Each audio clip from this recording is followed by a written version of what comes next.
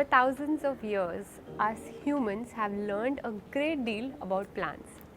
Now, plants are very much a part of our everyday lifestyle, our everyday food, and that also features in our diet, right? The humble curry leaf plant is the perfect example of a simple plant that is most highly valued and a daily necessity in a lot of our cultures in India. We often use the leaves of this plant to garnish our food and add a unique flavor. So, let's see how we can take care of curry leaf tree or the curry leaf plant or kadhi patta as we call it at home.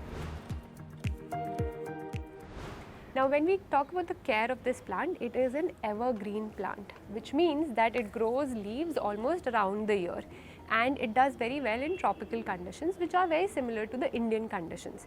The curry leaf plant or the tree produces good foliage, meaning good leaves, if you keep it under direct sun. It needs about 6 to 8 hours of sun daily. That means the sun should be falling on the leaves. These leaves will thrive in warm climate, which we call anything above 25 degrees. Anything under 20 degrees could be too cold for the plant and it will dry out. In fact, this is the winter season here, so it doesn't look the best right now, but as it warms up here, it will be doing better. With spring, you would see that there are new leaves coming out on the plant, and you know this way that this is how it is doing well. You need to protect this plant from wind. It can break. So, it is always good to have some sort of a support for the plant. Now, for the curry leaf plant, it is not very demanding. It requires soil that is fertile. You can add a fertilizer, NPK or organic fertilizer, once every 2 to 3 months, and you would see that the nitrogen will help the plant to develop new leaves or new foliage. Do not disturb this plant too much. I have often seen people just try to pluck out leaves this way. It is not a great idea. The plant will surrender and it might start dying. When it comes to watering, you need to regularly water this plant. As it grows older, you would see that the plant also becomes weak sometimes. In either of the scenarios, young or old, you have to water it just when the soil is dry. Now, this frequency could vary between homes, between gardens. When you get your plant from a nursery, give it few days to adjust in your home condition. It can also become drought resistant and it will not die unless the soil completely runs out of nutrients. Prolonged excess heat or dryness in the climate can also cause the death of the plant. Curry leaf tree blooms white flowers which turns like berries. We don't really need that. If you see berries coming out of that plant, you need to stop that right away. You can pinch off the flowers whenever they're coming out. Here in my plant, flowers are not coming out, so I can't show you right away, but it is like deadheading. We remove the flowers whenever we see it. This will help your plant to grow new foliage and sprout out new leaves. Later, you can also allow curry leaf to bloom whenever you are ready to develop new plants out of it. You can use basically the seeds to grow more plants out of it. Just germinate the seeds in soil. We are primarily growing this plant for the leaves, right? So, you can let it grow as tall as even 20 feet, it depends on the pot size. You would see as it grows taller, then the pot size will become a difficult spot for the plant because it will constrain the growth of the plant. So, it is a good idea to repot whenever you are seeing the roots coming out from the base. Else, you don't have to do anything. You can just let the plant grow as it is.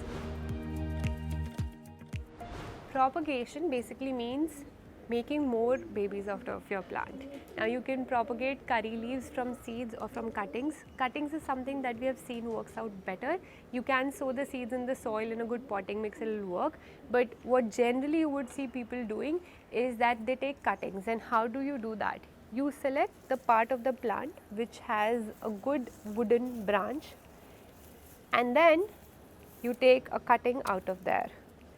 Now, rooting hormone is something that we would need for this. If you don't have rooting hormone, you can still give it a try. The only thing is that your success rate will reduce if you don't have rooting hormone, because the chemical constitution or the composition is such of that hormone that it helps to reduce root rot, and that helps with the success of your cutting. Now, here I actually have another cutting which is ready. I'll first show you how to do this and then I'll show you what you could expect. Now we are reducing the leaves because these leaves right now on this cutting are unnecessary stress, because they will be photosynthesizing, they will be losing water with evaporation. We don't need all that stress on the plant. When it will establish roots in the new soil, then it will automatically on its own develop new leaves, like in here. So we had started this in a plastic sleeve, and we know that the cutting has worked out because there are sprouts of new leaves coming on the plant. So here for this one, we just dip it in the rooting hormone and we place it in the pot. That's it. Now you add water whenever the soil dries up. You probably, for me, for example, it works once in 5 to 6 days. It could be different for you. When it comes to the problems that I have faced growing curry leaf at home, is that I found that they're very prone to spider mites and scales. Always keep an eye on the underside of the leaf. You would see the infestation of any kind underneath. And what happens, sometimes we don't notice it and it grows exponentially. So generally a generous amount of neem oil spray works. I have done a detailed video how to use neem oil spray for your plants, but having a neem oil spray handy is always a great idea whenever you're growing plants, and it is, especially if you're growing edibles, you shouldn't be using the chemical based pesticides or fungicides. Now for curry leaf, one specific problem that I have also personally faced is that sometimes it develops black spots underneath, and in this case what I do is I prune that infected part of the plant. I remove it completely. I don't want to spray too much of neem oil also, because it is essentially a consumable plant, right? It's an edible, you eat it. So I don't want to use too much of any kind of even the organic pesticide in this case. Now I also want to reflect upon a little on why that happens. See, the infestation, the vulnerability of the plant to that infection happens when the circulation, the air circulation is not good. Secondly, if it's kept too close to other plants. So whenever you see that your curry leaf plant is under attack, I would say isolate it and keep it in a well ventilated or a place where there's good air circulation, and then do the neem oil spray. If that does not get things under control, it's okay, just prune off the parts, and then even if like all the leaves are lost of the plant and the stem still has green, it's still green, it still has life in it, it will go back to life, it will sprout out new leaves again. I hope this helps.